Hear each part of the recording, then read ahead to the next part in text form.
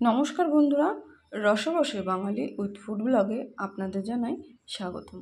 আজকে আমি তৈরি করব 2 মিনিটে সুজির হালুয়া, যেটা আমরা মধ্যবিত্ত ঘরে সব সময় করে থাকি যেইভাবে। চলুন দেখে নিই।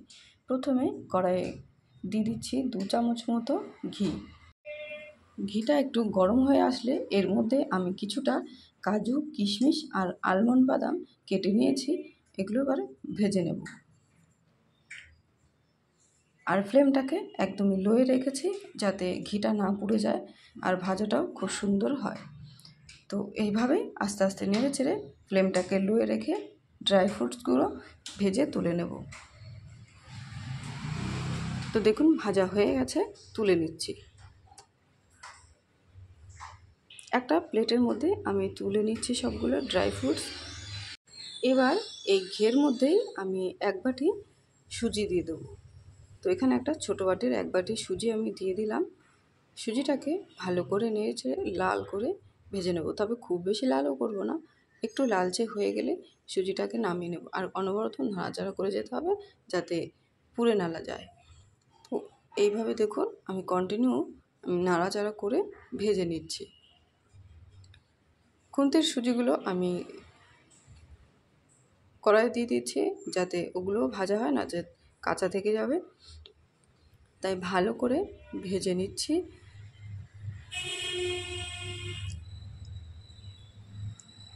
তো দেখুন অনেকটা কিন্তু লাল হয়ে গেছে। আমি আরও 1 মিনিট মতো একদমই লো ফ্লেমে সুজিটাকে ভেজে নিচ্ছি। এই সময় দেখুন ভাজা হয়ে গেছে। এই সময় এই যে বাটিটা দিয়ে সুজি দিয়েছি ওই বাটিটা দিয়েই আমি 4 বাটি দুধ দিয়ে দেবো। তো এখানে 3 বাটি দুধ আমি দিয়ে দিয়েছি, দিয়ে ভালো করে নেড়ে চেড়ে নিচ্ছি। তারপরে আমি আরও 1 বাটি দুধ অ্যাড করব, কারণ যদি দেখুন দলা পড়েই গেছে 2-3টে, তো দলাটাকে ভেঙে নিয়ে তারপর আমি এখানে আরও 1 বাটি দুধ অ্যাড করব। তো আর 1 বাটি দুধ অ্যাড করে দিচ্ছি।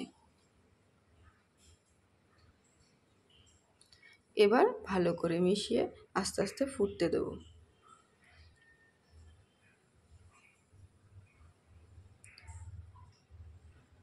সুজি একটু যদি কড়া করে ভাজা হয় তাহলে সুজির হালুয়াটা না একটু দানাদার হয়, খেতেও ভালো লাগে।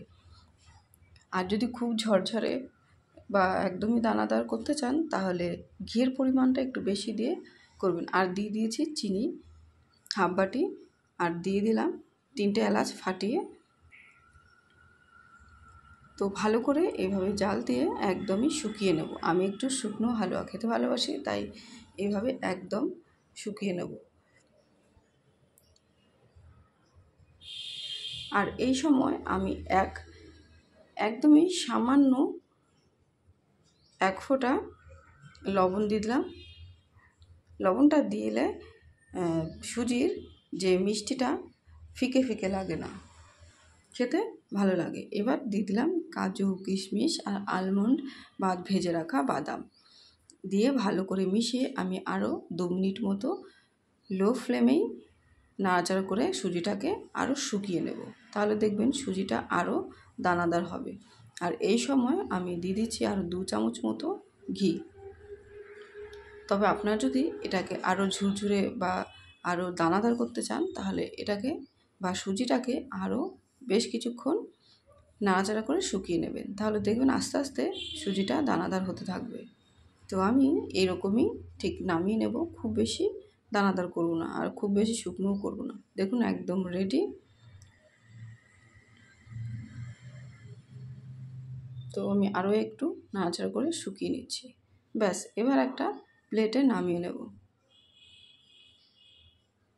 একদমই সিম্পল, ঝটপট 2 মিনিটের মধ্যে এইভাবে সুজির হালুয়া তৈরি করে নিতে পারেন।